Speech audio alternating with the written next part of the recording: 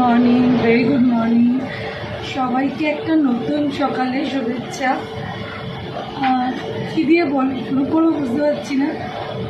তবে আজকে সকালবেলা উঠে আগে রাস্তাগুলো দেখেছি যে রাতে বৃষ্টি হয়েছে কি না আর ভিজে আছে কি না।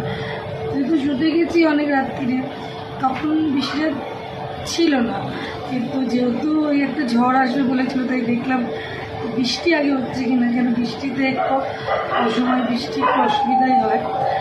তো সকালটা ভালোই লাগছে, মনে হচ্ছে আজকে একটু বেশ গরমটার থেকে রেহাই, ঠান্ডা ঠান্ডা পড়েছে।